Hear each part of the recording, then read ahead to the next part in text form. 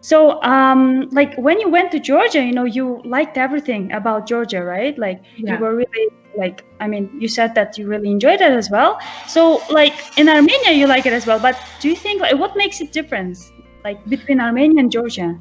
It's really different, and you don't realize it when you just come here for a quick trip, but the two countries are extremely different.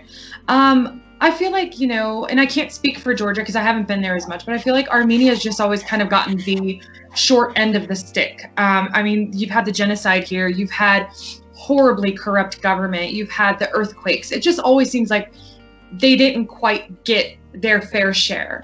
Mm-hmm. And the people are very humbled as a result, and they're willing to take you in. And it's really like, and I know Georgia is really great with hospitality as well, but there's just something here that just feels so ingrained in people, and they just take care of you here. So for me, like when I come here and people will take me into their homes and feed me and talk to me and take care of me, it's just on another level that I've never seen. And I think when you look at the history of this country, it's always kind of gotten the short end of the stick. So the only way to make things work was to take care of each other, and that's what they've been trying to do here. So no matter what kind of situation they go through, you can see that in the society that they want to help each other. So for me, I always felt that was like a very positive thing coming here. And of course, Georgia is great as well. But there's a different history here, and there's different people here. So for me, I always felt that it was a little bit different in that respect. So you mean that people are more genuinely hospitable in Armenia? Yeah, I mean, and I don't want to say that they aren't in Georgia. They're extremely hospitable. The hospitality is off the charts. But here, I just feel like they have been through so many rough periods throughout the last century, a little bit over a century, that, I mean, you can just see this rawness in it. They may have nothing to give you, but they will find a way to still pamper and spoil you.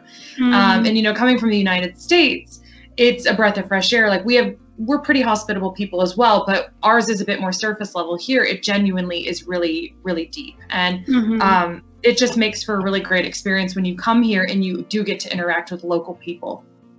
Do you think that also because, like, Georgia, like we mentioned, they have good marketing. So, it's like flood of people, like just, like, I mean, flooding Georgia with tourism, like wherever you see, there are so many people. In Armenia, you don't have it yet. So do you think that it's because of that tourism is not yet developed? So maybe in about 10 years, I don't know, who knows, maybe also, I went to Georgia as well. So yeah. I felt like sometimes, local people were kind of tired of tourists because there are so many of them. Yeah. But while in Armenia, like in quite a lot of places, and I went like overland from Georgia to Armenia, I felt like still I was the only one, for example, in some places staying. So I felt like people were much more excited also because there was nobody else, it's like it's just picking up.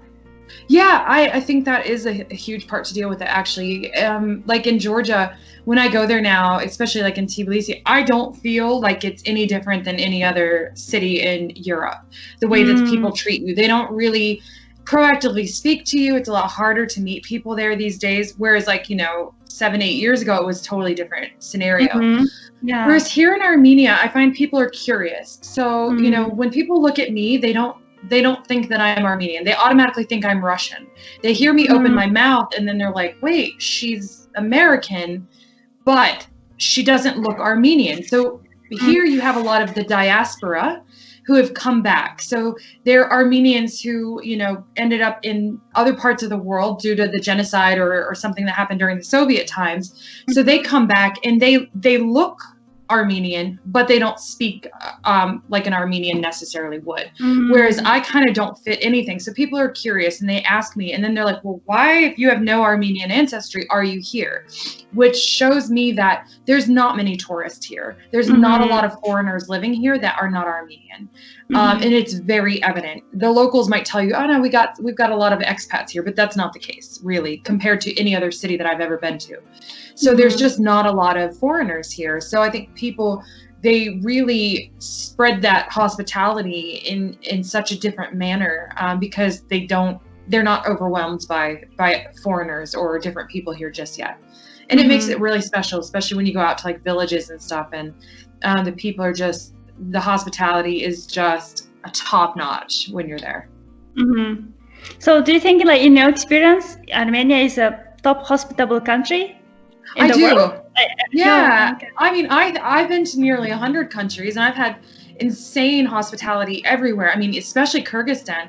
But for here, you know, like, I've just had remarkable hospitality here, no matter what. And I've had it with Armenians that have lived in other places around the world as well. So it's just something that is in the society that is just never kind of left the blood of the people throughout generations, no matter where they ended up. For full episodes, go to solopacker.com.